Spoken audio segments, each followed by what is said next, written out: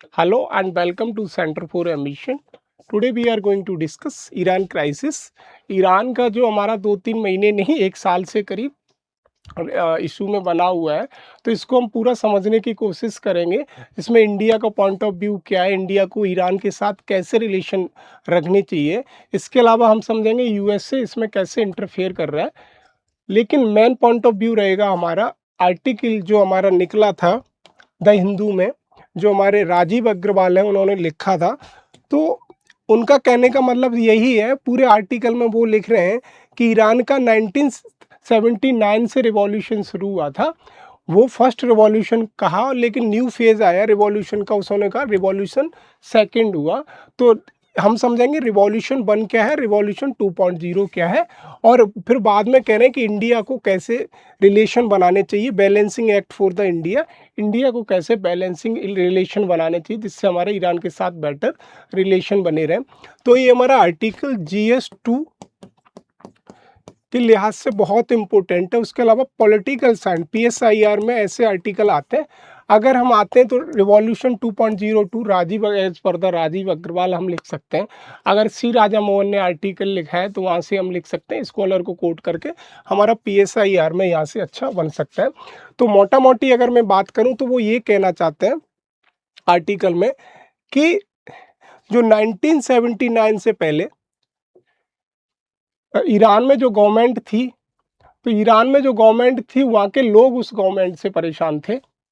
तो लोगों ने क्या किया, प्रोटेस्ट करना शुरू किया। धीरे धीरे प्रोटेस्ट हुआ, बहुत तेज़ी से प्रोटेस्ट होने लगे। तो वहाँ का जो भी मोनार्क था, स्पेशली वो हम आगे पढ़ेंगे कौन था, तो उनको वहाँ से गद्दी से उठा दिया। उसके बाद हमारे खामनेई, जिनका रिसेंटली डेथ हो गई ड्यूरिंग द यूएसए स्ट्राइक, वो वहाँ के लीडर बनते हैं। तो वो कहते हैं कि फर्स्ट रिवॉल्यूशन में क्या हुआ था कि people are against the king, against the ruler. लेकिन जो सेकंड रिवॉल्यूशन है, रिवॉल्यूशन 2.0, इसमें क्या हो रहा है कि लोग राजा के साथ हैं, स्पेशली जो हमारे खामनेई उनके साथ हैं, और लोगों के अंदर यूनिटी, इंटीग्रिटी और सोवरेनिटी की भावना, फीलिंग जुड़ी हुई है अपने कंट्री को सिक्योर करने की। तो यहाँ से राइटर ये कहना चाहता है कि ईरान यहाँ से मजबूत हुआ है, न कि कमज़ोर हुआ है यूएसए की स्ट्राइक या यूएसए के अटैक करने के बाद। राइटर यहाँ तक कह रहा है कि जो लोग खामनेई के अगेंस्ट थे वो लोग भी अब देश की एकता अखंडता को मेंटेन करने के लिए वो खामनेई को सपोर्ट कर रहे हैं। तो ऐसी कंडीशन में यूएसए कहीं ना कहीं बैक फ्रंट पे दिखाई दे रहा है। तो इंडिया को कैसे रिलेशन बैलेंसिंग मेंटेन करने हैं, तो इस सारे आर्टिकल को हम तोड़ के समझेंगे, जो हमारे यूपीएससी पॉइंट ऑफ व्यू से बहुत इंपॉर्टेंट है। और फिर हम लास्ट में समझेंगे कैसे हम इसको यूपीएससी में यूज कर सकते हैं। तो यहाँ पे जो मैंने कहा पहले ही है कि यूएस ईरान स्ट्राइक, फिर उसके अलावा 8 जुलाई 2026 को दोबारा से हो गई सीज फायर का उल्लंघन हो गया, यूएसए ने स्ट्राइक कर दी। तो इसको revolution 2.0, regime, national identity, economic revival, regime survival, ऐसे हमें इसमें पढ़ेंगे। फिर इंडिया का डिलेमा। तो कॉन्टेक्स्ट सीधा यही है कि ये जो रिवॉल्यूशन 2.0 का कॉन्सेप्ट निकल के आया है कि आफ्टर द सीज फायर के बाद यूएसए ने क्या किया कि सीज फायर तोड़ दिया, 8 जुलाई को ईरान पे अटैक कर दिया। तो वहाँ से निकला कि रिजीम के सर्वाइवल के लिए लोग ईरान की सपोर्ट में हैं। इवन ये जो लोग खामनेई के अपोजिशन में थे, अपोज करते थे, वो लोग भी सपोर्ट कर रहे हैं। उनका सीधा सा है कि हमारे देश की एकता बनी रहे, इकोनॉमिक रिवाइवल होना चाहिए, और रिजीम का सर्वाइवल होना, जो हमारी गवर्नमेंट है वो सर्वाइव बनी रहे। फिर राइटर लास्ट में कहता है कि इंडिया के पास डिलेमा क्या है कि इंडिया की जो भी चाबार पोर्ट है, international north south transit corridor, energy security के लिए ईरान कितना इंपॉर्टेंट है, वो इंडिया के पास डिलेमा है कि how to maintain a better relation with the India. तो जो मैंने कहा PSIR के लिए टॉपिक बहुत इंपॉर्टेंट है, GS2 के लिए इंपॉर्टेंट है, तो हम समझेंगे सारे। तो सीधा हम समझते हैं कि इसका जो इस क्राइसिस का जो ट्रिगर क्या है, कि ये क्राइसिस एकदम से हुआ कैसे। तो जो अभी रिसेंटली 2.0 आया जिसमें रिजीम सर्वाइवल की बात चल रही है, तो यही जो मैं बार बार कह रहा हूँ कि 8 जुलाई को अचानक से यूएस ने ईरान पे स्ट्राइक कर दी जो स्टेट ऑफ हॉर्मुज के आसपास हुई। तो यही है कि स्टेट ऑफ हॉर्मुज क्या है, तो स्टेट ऑफ हॉर्मुज एक नैरो पास है पर्शियन गल्फ और गल्फ ऑफ ओमान के बीच में, जो अप्रोक्स 20% ग्लोबल ऑयल ट्रेड को पासिस करता है, अप्रोक्स 20% ग्लोबल ट्रेड को। और वर्ल्ड का चोक पॉइंट है, जियोपॉलिटिकल टर्म में कहूँ कि चोक पॉइंट का मतलब सीधा सा क्या है कि जहाँ को अगर वो बंद कर दिया जाए तो 20% वर्ल्ड की ट्रेड स्पेशली ऑयल की कम हो जाएगी। तो स्टेट ऑफ हॉर्मुज एक नैरो कनेक्टिंग पॉइंट है between the gulf of Oman और पर्शियन गल्फ अरेबियन सी में, जो 20% global oil trade passes through, making the world most critical maritime choke point, most critical या दूसरे शब्दों के most important critical choke point है specially for the oil. फिर कह रहा है why did the US strike, US ने स्ट्राइक क्यों किया? तो सीधी सी बात है कि यूएस चाहता है कि टू इंश्योर फ्री पैसेज चाहता है कॉमर्शियल बेसिस के लिए, ईरान ब्लॉकेज ना हो। और उसका क्या है कि ईरान के साथ अच्छे रिलेशन नहीं चलते हैं, वो चाहता है कि यहाँ से मोनार्की ख़त्म हो जाए और डेमोक्रेसी स्टेबलिश हो जाए, बहुत सारे रीजन वो हम आगे पढ़ेंगे। तो ये स्टेट ऑफ हॉर्मुज अगर मैप में आता है तो connecting gulf of Oman and Persian gulf को कनेक्ट करती है। तो आपको सिर्फ ये देखना है कि स्टेट ऑफ हॉर्मुज पे अगर देखा जाए तो ईरान ये है और ये, और ईरान के जस्ट बॉर्डरिंग कंट्रीज आपको देख लेने, और पर्शियन गल्फ के बॉर्डरिंग कंट्रीज या देख लेने। यूएसए इसी एरिया में सबसे ज़्यादा स्ट्राइक करता है, जिससे सबसे ज़्यादा वर्ल्ड का ट्रेड ऑयल है, स्पेशली ऑयल की ट्रेड होती है, उस पर इम्पैक्ट पड़ता है। तो इस चीज़ को हम समझते हैं शुरू से क्या मतलब कि जो हमारा 14 पॉइंट मेमोरेंडम अंडरस्टैंडिंग हुआ था regarding the cease fire USA Iran के साथ, उसमें क्या था 14 पॉइंट रखे गए थे, इसको हम पहले समझते हैं। 14 पॉइंट मेमोरेंडम ऑफ अंडरस्टैंडिंग, जिससे क्या है कि दोनों कंट्री एक प्लेटफॉर्म पे आए थे कि सीज फायर अपना मतलब युद्ध विराम हो जाए। तो पहला पॉइंट ये था कि न्यूक्लियर प्रोग्राम से रिलेटेड कि जो ईरान है left completely off table, US could not dismantle even the limit.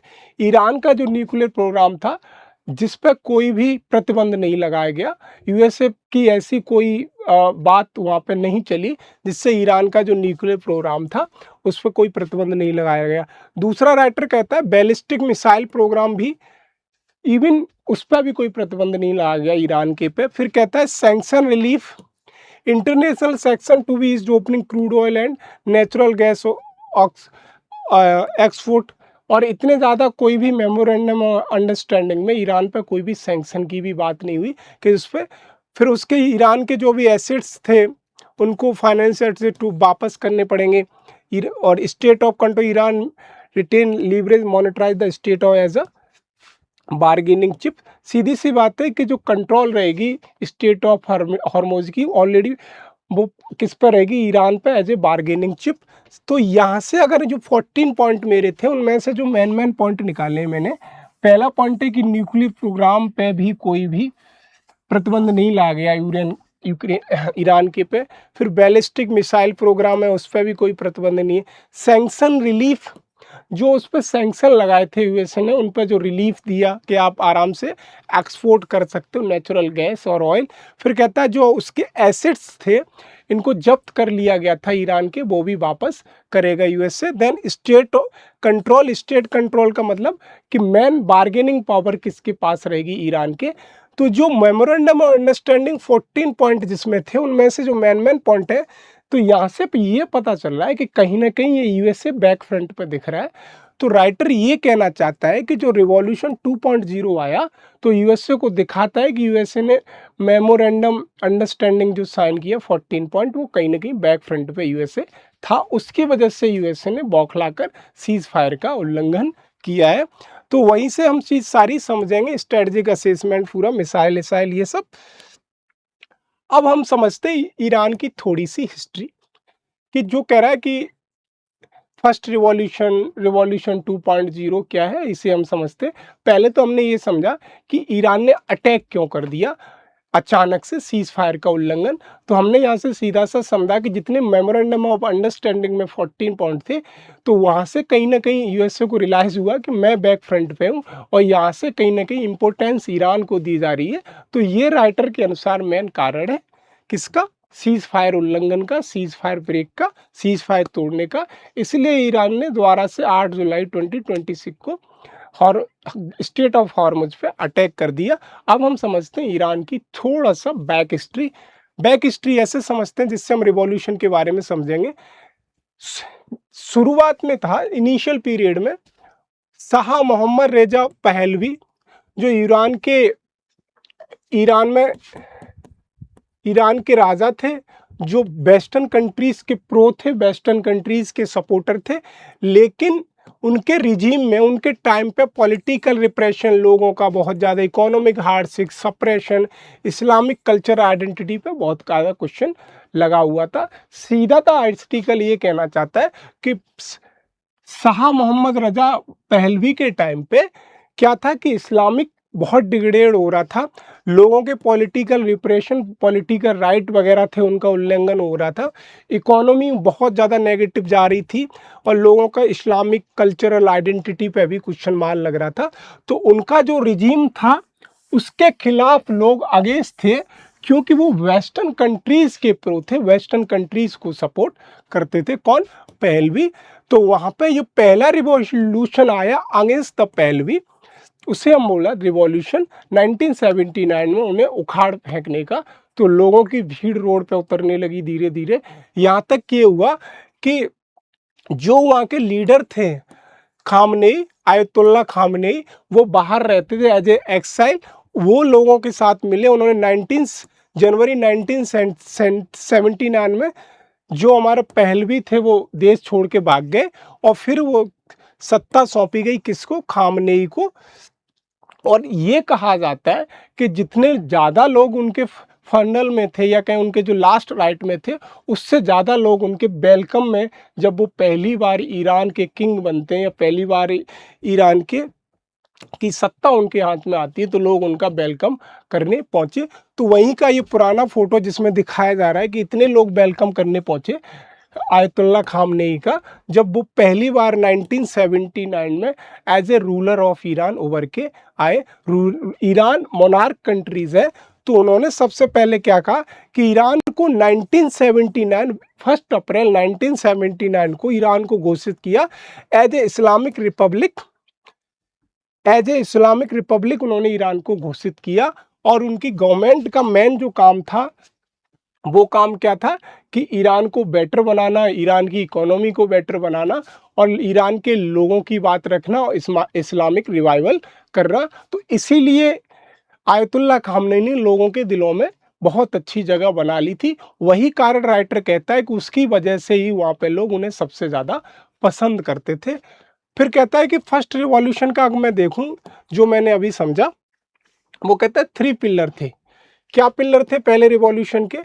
पहले रिवॉल्यूशन के 3 पिलर थे कि लोग जो पहलवी थे उसके अगेंस्ट आए। पहला था नेशनल प्राइड, जिसमें लोगों की आइडेंटिटी कम हो रही थी क्योंकि वेस्टर्न डोमिनेशन था। किसके टाइम पे? शाह पहलवी के टाइम पे वेस्टर्न डोमिनेशन था। दूसरा, इस्लामिक गवर्नेंस, क्योंकि इस्लामिक गवर्नेंस चाहते थे लोग, लेकिन क्या था कि जो रिप्लेसिंग मोनार्की विथ थियोक्रेसी और इकोनॉमिक प्रोग्रेस, जो इनके पिलर थे, 3 पिलर जो मूवमेंट के टाइम पे। तो पहला था उनका नेशनल प्राइड, दूसरा इस्लामिक गवर्नेंस, इकोनॉमिक प्रोग्रेस। इसकी वजह से आयतुल्ला खामनेई का यहाँ पे बहुत अच्छा वेलकम रहा। तो during the speech of ayatollah Khamenei ने ये कहा कि हम ईरान को एक नेशनल प्राइड देंगे और वेस्टर्न का जो डोमिनेशन हुआ है during the time of the Shah Pahlavi, उसको हम कम करेंगे। और इस्लामिक गवर्नेंस, जैसा हमने कहा कि उन्होंने घोषित किया इस्लामिक रिपब्लिक ऑफ ईरान, और इकोनॉमिक प्रोग्रेस करेंगे। तो इसको राइटर बोलता है this is the time of the first revolution in Iran. First revolution in Iran, ये फर्स्ट रिवॉल्यूशन ईरान का है, जिसमें ईरान के प्राइड की बात हो रही है, इस्लामिक गवर्नेंस की बात हो रही है, इकोनॉमिक प्रोग्रेस की बात हो रही है। अब लेकिन धीरे धीरे क्या होता है पोस्ट रिवॉल्यूशन के टाइम पे कि 8 ईयर का ईरान इराक बार हो जाता है, जिससे सीवियर इंटरनेशनल सैंक्शन लग जाते हैं किस पे, ईरान पे। लेकिन इंटरनेशनल सैंक्शन लगने के भी बाद भी ईरान की इकोनॉमी इतनी ज़्यादा कोलैप्स नहीं करती है। आयतुल्ला खामनेई कहीं ना कहीं मेंटेन कर लेते हैं अपनी इकोनॉमी को। तो ये भी एक लोगों के दिल में बैठा हुआ है कि उन्होंने देश की प्राइड के लिए बहुत कुछ किया था, इसलिए उनके फनरल में इतने ज़्यादा लोग आए थे। तो ये ईरान है, इसको आप देख सकते हैं। फिर कह रहा है, एक मिनट, फिर राइटर कहता है कि रिवॉल्यूशन 2.0 क्या है। रिवॉल्यूशन 2.0 4 फैक्टर पे डिफाइंड है। रिवॉल्यूशन जो फर्स्ट रिवॉल्यूशन था अगेंस्ट था साप एलबी के अगेंस्ट था, लेकिन जो रिवॉल्यूशन 2.0 आया वो क्या है।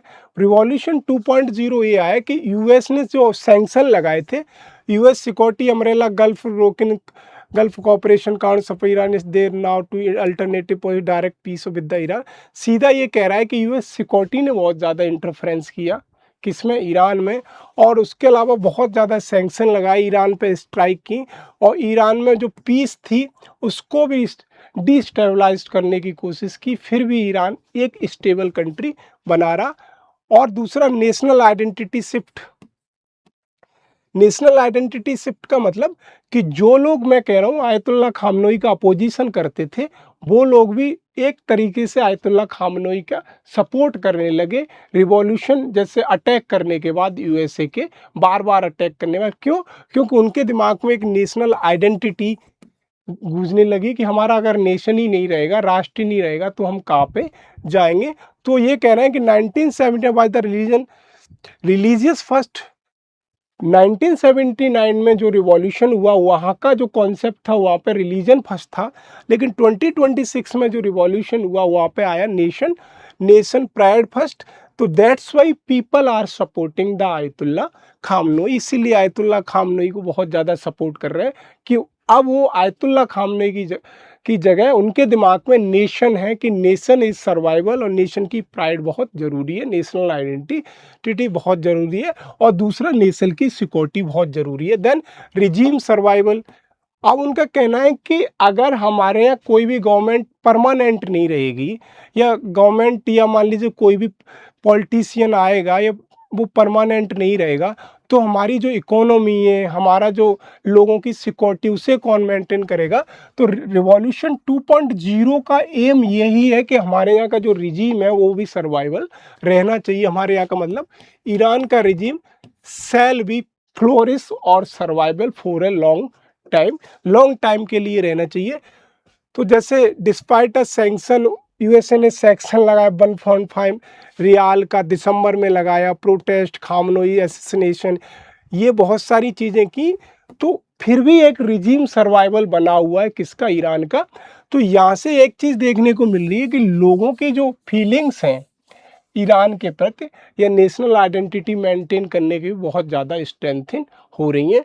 यूएसए ने जो भी सैंक्शन लगाए 2026 में, 25 में, फिर भी ऐसा नहीं हुआ कि ईरान की तख्ता पलट हो गया हो, ईरान की गवर्नमेंट एकदम पैरों में आ गई हो, नीचे ग्रास रूट पे आ गई हो, ज़मीन पे आ गई हो। फिर भी वहाँ का रिजीम आराम से सर्वाइवल कर रहा है, और लोगों के जो नेशनल आइडेंटिटी है वो स्ट्रांग हुई है। फिर कह रहा है इकोनॉमिक जैक पॉइंट, 30 साल में इतने सैंक्शन लगाए हैं यूएसए ने, तो जहाँ से क्या है, उसका ऑयल, गैस, एक्सपोर्ट, हॉर्मुज को मोनेटाइज करना, ये सारा करने के बाद भी कहीं ना कहीं ऐसा इतना ज़्यादा नेगेटिव इफेक्ट नहीं पड़ा किस पे, ईरान पे। तो ये रिवॉल्यूशन 2.0 के 4 पिलर है। कौन सा?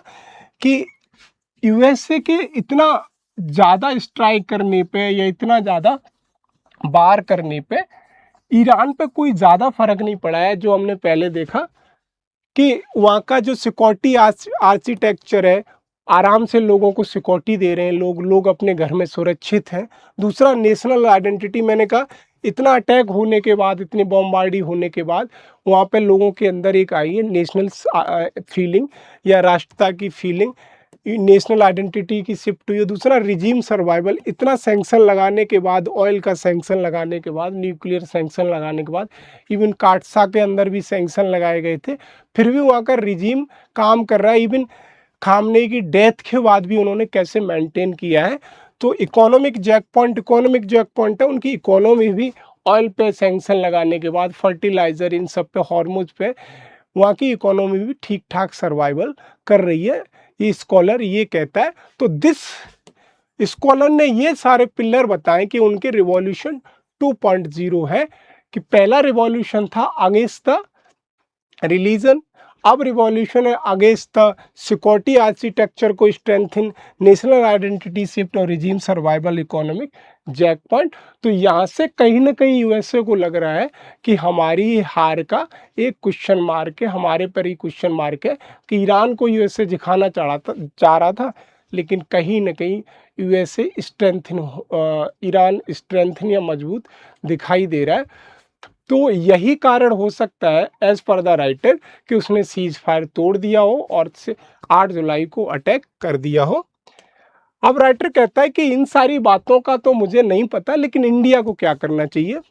इंडिया स्ट्रेटजिक डिलेमा, इंडिया की जो स्ट्रेटजिक डिलेमा है, किसके साथ डिप्लोमेटिक टाइट रोप, मतलब जो सीधी सी बात है कि इंडिया को क्या करना चाहिए। इंडिया, राइटर कहता है कि शुरुआत के फेज में इंडिया का जो इंक्लाइन था टुवर्ड द यूएसए और इजराइल था, लेकिन जैसे ही धीरे धीरे बार बढ़ता गया, इंडिया को लगा कि यूएसए कहीं ना कहीं बैक फ्रंट पर दिख रहा है, तो India moves toward the neutral state और कहीं ना कहीं पक्ष में किसके चला गया, ईरान के। वो हमने देखा कि जब हमारे आयतुल्ला खामनोई का वहाँ पे फनरल था, आयतुल्ला खामनोई का जब था फनरल था या लास्ट राइट से, तब इंडिया का एक डेलीगेशन गया। तो ये सिग्निफाई करता है कि इंडिया ईरान के साथ एक बेटर रिलेशन इम्पोर्टेंस देता है। तो यहाँ से राइटर यही कह रहा है कि ड्यूरिंग द इनिशियल फेज जो इंडिया का टिल्टेड था टुवर्ड द यूएसए और UAE block, USA Iran UAE block था, लेकिन धीरे धीरे इंडिया को पता चल गया कि ये बहुत strategically, but India then sent a minister delegation Khamenei funeral में सिग्नेट डेलिबरेटिंग करेक्शन। तो सीधा सा राइटर ये कह रहा है कि इंडिया ने जो गलती की थी शुरुआत में कि वो किसकी तरफ मूव कर रहा था, हमारा यूएसए इजराइल और यूएई की तरफ, वो खामनेई की डेलीगेशन भेज दिया खामनेई की फनरल में, लाइट्स राइट्स में। तो इंडिया ने जो अपनी पुरानी मिस्टेक थी वो करेक्ट कर ली है। वाइज इंडिया के लिए सीधा सा नेगोशिएट करना और अच्छे रिलेशन बनाना। तो राइटर कहता है पहला तो चाबहार पोर्ट है गेटवे टू अफगानिस्तान यूरेशिया के लिए, इसीलिए इंडिया को बेटर रिलेशन बनाने चाहिए। अब समझेंगे चाबहार पोर्ट क्या है। तो चाबहार पोर्ट सीधा सा ये है कि इंडिया का ये चाबहार पोर्ट है, ईरान में चाबहार पोर्ट है, और ये कांडला है, Kandla that is in Gujarat. तो इंडिया जो भी लॉजिस्टिक सप्लाई करेगा, स्पेशली यूरेशियन कंट्रीज को या अफगानिस्तान को और एशियन कंट्रीज को, तो बाईपास करेगा पाकिस्तान को। तो इंडिया का क्या है कि पाकिस्तान को बाईपास करने का सबसे अच्छा तरीका है चाबहार पोर्ट, पहला। दूसरा क्या है, इंडिया के लिए चाइना को काउंटर करना, चाइना की जो स्ट्रिंग ऑफ पल्स पॉलिसी है वो with the help of the Chabahar port, क्योंकि ग्वादर पोर्ट जो पाकिस्तान का है वहाँ पे बैठा हुआ है कौन, चाइना। तो इसीलिए भी इंपोर्टेंस किसकी बढ़ जाती है, ईरान की, टू काउंटर द चाइना की स्ट्रिंग ऑफ पल्स पॉलिसी, जो मैं बहुत बार वीडियो में बता रहा हूँ स्ट्रिंग ऑफ पल्स क्या होता है। और दूसरा क्या है, कनेक्टिविटी मेरी किससे, सेंट्रल एशिया से बनी रहेगी। अफगानिस्तान में जो भी लॉजिस्टिक ग्रेन वगैरह मैं कम्युनिटी भेजता हूँ वो चली जाएंगी मेरी टाइम से, और यूरेशिया से मेरी कनेक्टिविटी बनी रहेगी, और सीधा मेरा कहाँ पे आएंगे, कांडला पोर्ट पे। तो ये चाबहार पोर्ट कह रहा है कि एक सीधा मेरा गेटवे है किसके लिए, यूरेशिया के लिए, अफगानिस्तान के लिए और सेंट्रल एशिया के लिए। फिर कह रहा है कि international north south transit corridor, international north south transit corridor की बात करूं तो ये समझो, कह रहा है कि ये मुंबई से जाती है international north south, international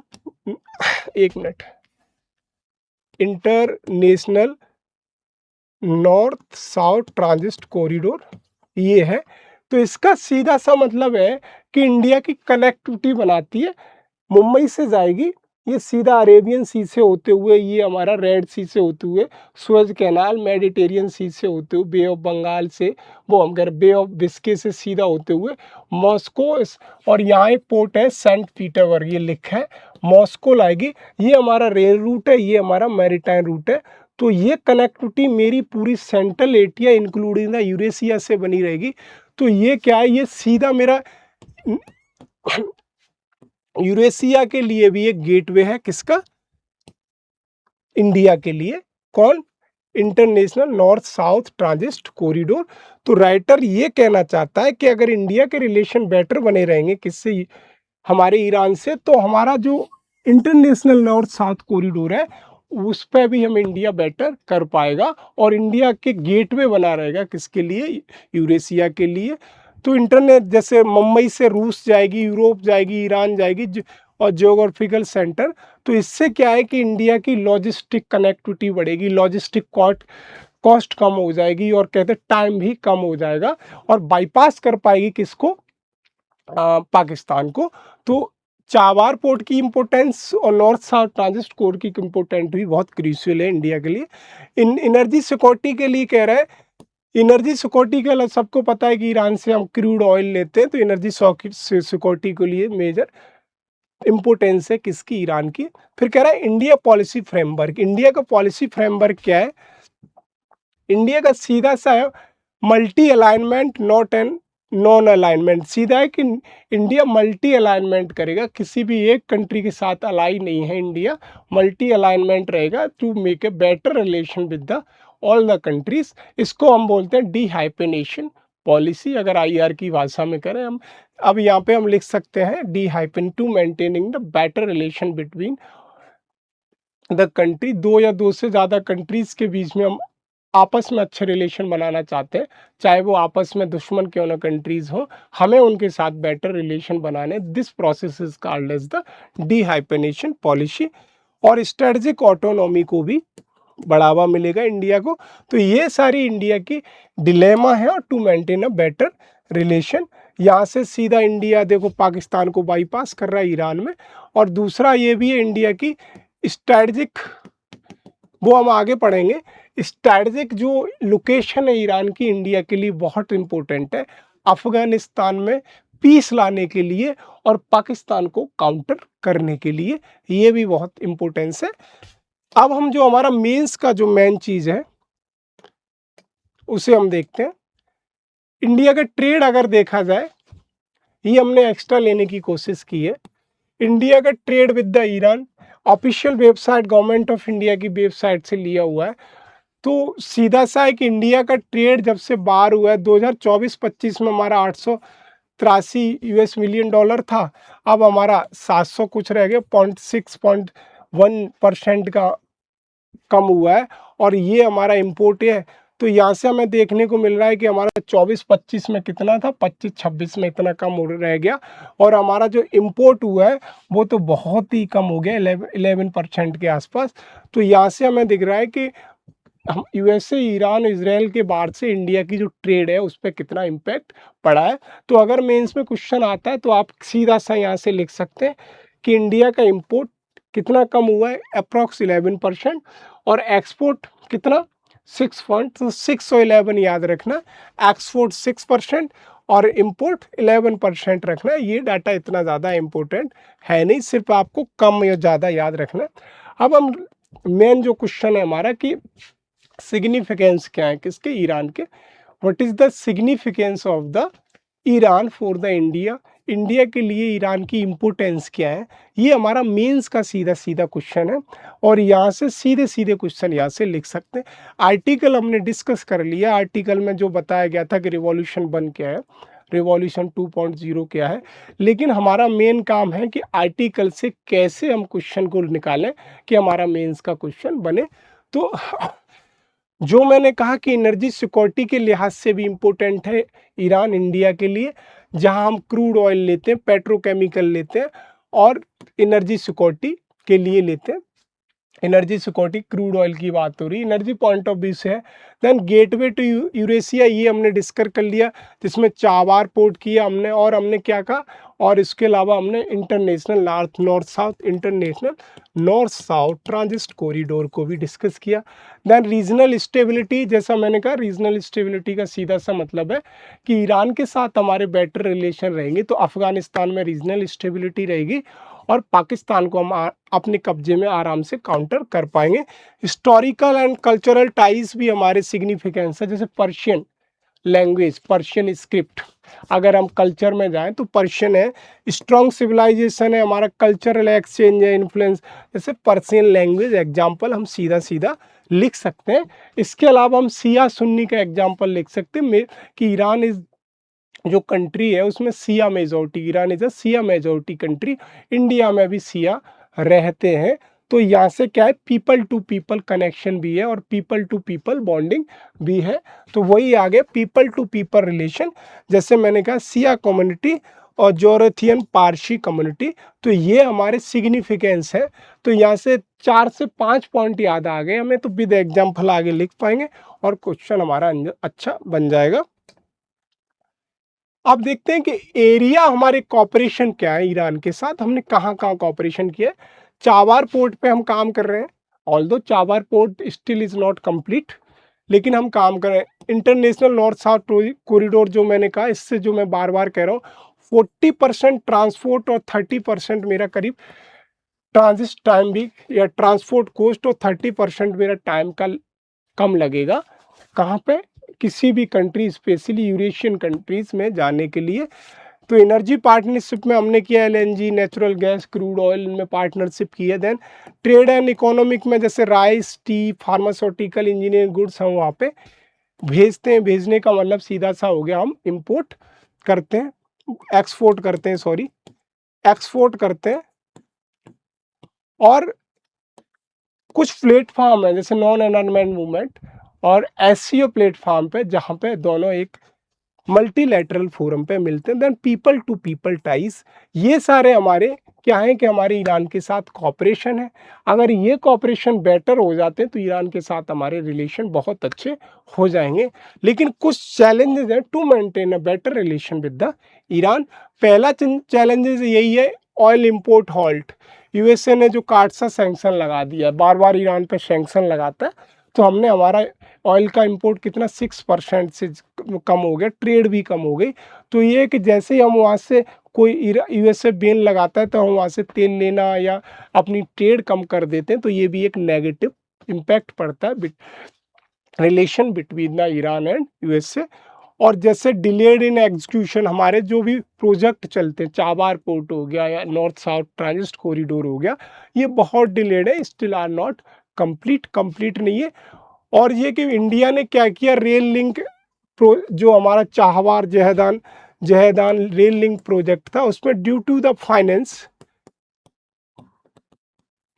finance India ने क्या किया, वहां से विड्रॉल कर लिया, withdrawal from the rail project.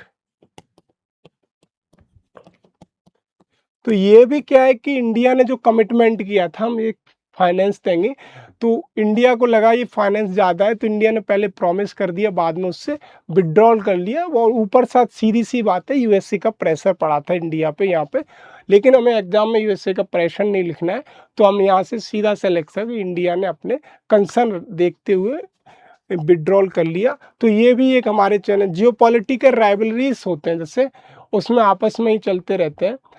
क्या क्या चलते रहते, यूएसए का, इजराइल का, सऊदी अरेबिया का, ईरान के साथ चलता है, जो अभी चल रहा है गल्फ कंट्रीज में जो बार होते रहते हैं। और दूसरा यूएई का ईरान के साथ चलता है, सऊदी अरेबिया के साथ चलता है। और इनके अलावा इजराइल, यूएसए, ईरान के ज़्यादातर कंट्रीज, पड़ोसी कंट्रीज के साथ बार चलते रहते हैं। कभी कभी लगता है कि पाकिस्तान के भी साथ चलता है। तो हमारे यूएसए, हमको यूएसए के साथ भी बेटर रिलेशन मेंटेन करने, हमको इजराइल के साथ भी करने, सऊदी अरेबिया के साथ करने। तो इंडिया जो बैलेंस नहीं कर पाता, ये भी एक चैलेंज है to maintain a better relation with all this rivalries countries, जैसे यूएसए हो गया, इजराइल हो गया, सऊदी अरेबिया हो गया। और divergence of the regional security and terrorism. Regional security और टेररिज्म, जैसे जो भी टेररिस्ट ऑर्गेनाइजेशन, स्पेशली अगर मैं बात करूं ईरान में, तो यूएसए उनको टेररिस्ट ऑर्गेनाइजेशन घोषित करता है, लेकिन इंडिया उन पर चुप्पी साध लेता है। दूसरे शब्दों में कहूँ तो यही है कि इंडिया का एक डाइवर्जेंस है, उन पर एक डाइवर्ज कर जाता है जो रीजनल सिक्योरिटी एंड टेररिज्म है। इंडिया प्रॉक्सिमिटी, ईरान की जो प्रॉक्सिमिटी है। दूसरा मेन चैलेंज ये भी है कि ईरान का जो झुकाव है वो चाइना की तरफ है, इतना इंडिया की तरफ नहीं है। तो इसके लिए भी इंडिया के कुछ चैलेंज हैं to maintain a better relation with the Iran. Regional हमारे रिलीजियस डिफरेंसेस हैं, कैसे कि ईरान मेजॉरिटी किसकी है, सिया की, इंडिया में मेजॉरिटी है सुन्नी की। तो सिया सुन्नी में बहुत पहले से हिस्टोरिकल एक अपना चलता है, उनका अलग ही इशू। तो ये रीजनल डिफरेंसेस भी हैं। तो यहाँ पे हम अगर क्वेश्चन आए कि चैलेंजेस क्या है, तो हम कह सकते हैं कि ऑयल इंपोर्ट हाल्ट है, डिलीवर्ड एग्जीक्यूशन प्रोजेक्ट है, इंडिया का विड्रॉल फ्रॉम चावार रेलवे प्रोजेक्ट है, और डाइवर्जेंस कंट्रीज है। ऐसे सारे 4 से 5 पॉइंट लिखेंगे तो हमारा एक क्वेश्चन आराम से अच्छा बन जाएगा। हिस्टोरिकल कल्चरल टाइज, ये वे फॉरवर्ड का क्वेश्चन है। वे फॉरवर्ड क्या होनी चाहिए कि इंडिया को how to maintain a better relation with the Iran, कैसे मेंटेन करेगा ईरान बेटर रिलेशन इंडिया के साथ, या इंडिया कैसे मेंटेन करेगा। सबसे पहले हमें प्रायोरिटी देनी चाहिए अपने जो इंफ्रास्ट्रक्चर प्रोजेक्ट है, specially connectivity project. Chabahar port हो गया, international north south transit corridor होगी, उस पर काम करना चाहिए, जिससे क्या है कि ट्रस्ट बढ़ेगा हमारे दोनों कंट्रीज़ के बीच में, और इससे कि इंडिया की ट्रेड भी बढ़ेगी और गेटवे टू यूरेशिया मिल जाएगा। और सस्टेनेबल फाइनेंशियल मैकेनिज्म्स हमें बनानी चाहिए, जैसे इंडिया रियाल, रुपी, इंडिया का जो रुपी है और रियाल का पेमेंट मैकेनिज्म, कि अगर मैं ईरान जाता हूं तो मैं इंडियन रुपी में पेमेंट कर सकूं, और अगर मैं इंडिया में आता हूं तो ईरान का कोई भी व्यक्ति इंडिया में आता है तो वो रियाल में पेमेंट कर सके। तो रुपी रियाल मैकेनिज्म पेमेंट पे भी फोकस करना चाहिए। और barter system, to encourage the barter system arrangement. Barter system का सीधा सा मतलब है कम्युनिटी एक्सचेंज कम्युनिटी, कि अगर ईरान से मैं मान लीजिए कि फर्टिलाइज़र ले रहा हूँ तो मैं ईरान को फर्टिलाइज़र के बदले शुगर दे दूँ या कुछ और फूड आर्टिकल जैसे राइस दे दूँ, तो ये भी कम्युनिटी वर्सेस कम्युनिटी। सीधा सा मतलब है मैं कोई भी करेंसी या कोई भी रुपी वगैरह नहीं दूंगा उसे, सीधा सा कम्युनिटी के बदले कम्युनिटी दे दूंगा। तो इससे भी क्या है कि हमारा ट्रस्ट बढ़ेगा और ट्रेड भी बढ़ेगी। और फिर कह रहा है ट्रेड एक्सपेंड करनी चाहिए, जो हमने देखा कि after the war of the USA Iran हमारी ट्रेड बहुत कम हो गई, तो हमको धीरे धीरे ग्रेजुअली हमारी ट्रेड पे भी बढ़ावा देना चाहिए। Maintain strategic autonomy, balancing the geopolitics करनी चाहिए। और हमारा जो cultural people to people tie है उनको भी बॉन्ड बनना चाहिए। स्पेशली ये डायस्पोरा की बात कर रहा है कि वहाँ की डायस्पोरा की सिक्योरिटी, और जो सिया, इंडियन सिया, ईरान सिया है, उनका भी एक बॉन्ड होना चाहिए। और यूटिलाइज द मल्टीलैटरल फोरम, जो मल्टीलैटरल फोरम है, एससीओ हो गया और नॉन अलाइनमेंट मूवमेंट हो गया, यूनाइटेड नेशन होगा, इनका यूटिलाइज करना चाहिए, जिससे क्या है कि ईरान भी इनका मेंबर है। सेम प्लेटफॉर्म पे आके हम अपनी बात आपस में बेटर कर सकते हैं to maintain a better relation with the Iran. तो आर्टिकल के अलावा हमने ये भी समझा इसमें कि अगर क्वेश्चन आता है तो हमारी ईरान के साथ कॉपरेशन किन किन एरिया में है, ट्रेड कितना है ईरान के साथ, वो हमने देखा। और उसके अलावा ईरान के साथ हमारे चैलेंजेस क्या है, उन चैलेंजेस को हम टैकल कैसे कर सकते हैं, और कैसे हमारे यूएई के साथ रिलेशन है या यूएसए के साथ रिलेशन है। अगर ये सारे डिस्कस करेंगे तो 5 घंटे का वीडियो हो जाएगा। तो हम उनको सेपरेट देखेंगे। तो यहाँ पे हम ईरान का और इंडिया का एंगल देख रहे हैं, और विद इंक्लूडिंग द आर्टिकल, जो आर्टिकल निकला था उसके अनुसार।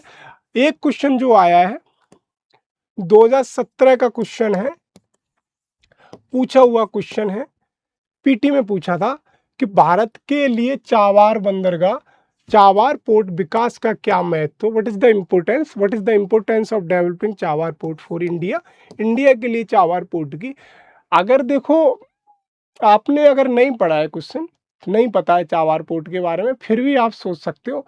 मैप अगर आपने देखा है कि जो चावार पोर्ट का मेन एम है एज पर द मैप भी देखा है तो देखा बाईपास करता है किसको, पाकिस्तान को। और दूसरा एम क्या है हमारा, दूसरा एम है कि चाइना की जो स्ट्रिंग ऑफ पॉलिसी उसको काउंटर करना। तो अब देखो पहला क्या है, अफ्रीकी देशों के साथ भारत का व्यापार अत्यधिक बढ़ाना। मैपिंग से देखोगे तो कोई भी वहाँ पे अफ्रीकी देश नहीं दिखेगा आपको, अफ्रीकी देश बहुत नीचे है, पहला गलत हो जाता है। फिर कहता है तेल उत्पादक अरब देशों के साथ भारत के संबंध और अधिक मजबूत होंगे। मजबूत तो हो जाएंगे लेकिन अरब देशों के साथ, तो एक अरब देश नहीं है, बहुत सारे अरब देश हैं, तो ये भी क्वेश्चन यहाँ से गलत हो जाएगा। आल्दो चाबार पोर्ट का ये भी एम है कि हमारे वहाँ मजबूत होंगे, लेकिन हमें बेस्ट आंसर देना है वहाँ से। तो ये चीज अगर देखो, और कह रहा है अफगानिस्तान और मध्य एशिया तक पहुंच के लिए भारत की पाकिस्तान पर निर्भर नहीं रहेगा। ये आगे और देख, पाकिस्तान इराक और भारत के बीच गैस पाइपलाइन की स्थापना को सुगम बनाएगा। तो यहाँ पे उसने पाकिस्तान ही बस वर्ड दे दिया, तो पाकिस्तान तो है ही नहीं चाबार पोर्ट में, पाकिस्तान को बहुत बाईपास करता है, और पाइपलाइन की बात कर रहा है ये, तो ये भी गलत हो जाता है।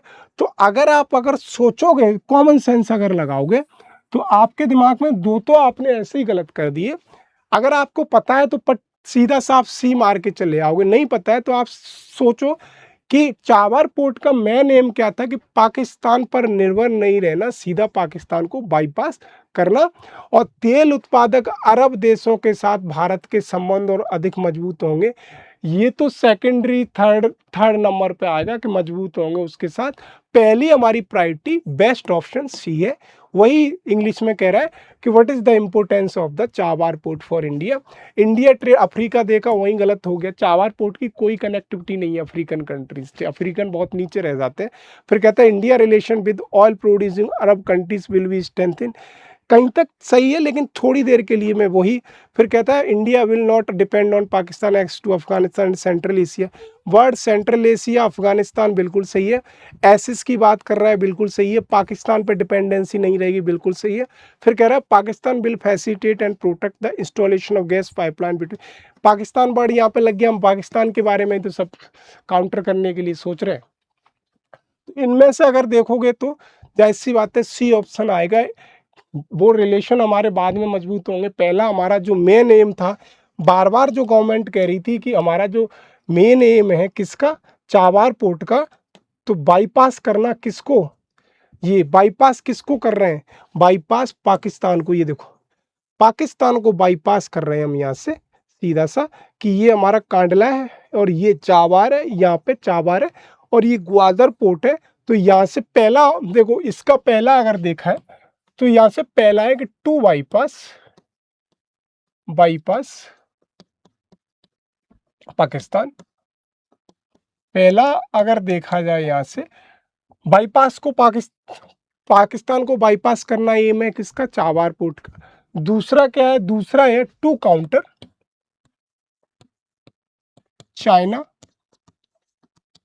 चाइना को भी काउंटर का, स्पेशली कहां पे, ग्वादर पोर्ट पे, ग्वादर पोर्ट। जहां पे ग्वादर पोर्ट पे चाइना क्या बना रहा है, string of pearls of.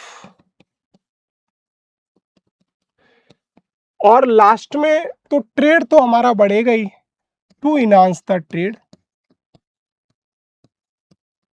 The trade with Iran and Central Asian countries.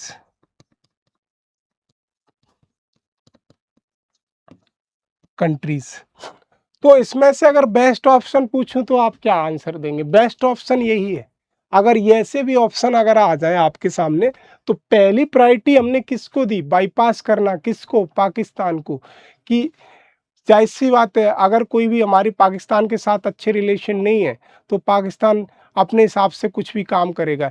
लेकिन पाकिस्तान दुनिया का सबसे बेवकूफ़ कंट्री मुझे इसीलिए लग रहा है। कॉमन सेंस लगाओ, अगर तापी पाइपलाइन लाइन है, कि तापी पाइपलाइन ऑयल की पाइपलाइन है, पाकिस्तान होते गुजरेगी, पाकिस्तान उससे बनने नहीं दे रहा है। अगर मान लो कोई भी समझदार वहाँ का लीडर होता तो ये कहता मैं तापी को बन जाने देता हूँ, जिसमें इंडिया भी इन्वेस्ट करेगा। और जब भी मेरे रिलेशन इंडिया के साथ खराब होते तो मैं, जैसे इंडिया धमकी देता है ना कि मैं पानी बंद कर दूंगा, जो हमारा सतलुज रिवर का पानी है, दूसरे शब्दों में कि हमारी इंडस वाटर टीटी 1960, ऐसे वो भी कह देता कि मैं भी ब्लास्ट कर दूंगा तापी पाइपलाइन का। लेकिन इतनी अकल नहीं है वहाँ के लीडर में कि कैसे हम अपना इन्वेस्टमेंट करके किसी कंट्री को काउंटर कर सकते हैं। तो अगर मान ले Tapi pipeline Turkmenistan, Pakistan, Afghanistan, Pakistan, Turkmenistan, Afghanistan, Pakistan, India, Tapi pipeline India आती तो पाकिस्तान होके आती, तो जाहिर-सी बात है पाकिस्तान पे सारा कंट्रोल रहता है। पाकिस्तान इंडिया को धमकी भी दे सकता है कि हम आपका ऑयल बंद कर देंगे या ब्लास्ट कर देंगे। लेकिन वो वहाँ के लीडर बनने ही नहीं दे रहे हैं उसको कि नहीं वो इंडिया जाएगी तो हम पसंद नहीं करेंगे। अरे पागलों, तुम समझो पहले, अगर अच्छे लीडर हैं लेकिन उन्हें ये वीडियो पाकिस्तान ना पहुँचे तो इससे ये है कि उन्हें सजेशन मिल जाए, समझ जाएँ कि ये इंडिया में भी टीचर बता देते हैं, तो सॉरी फॉर दिस। आज के लिए इतना ही, मिलते हैं अगले वीडियो में। इसमें हमने सारे पैरामीटर समझने की कोशिश की। लास्ट में वे फॉरवर्ड में ये है कि पीपल टू पीपल टाइज, ये सब हम सारे पढ़ चुके हैं। आज के लिए इतना ही, मिलते हैं अगले वीडियो में। धन्यवाद।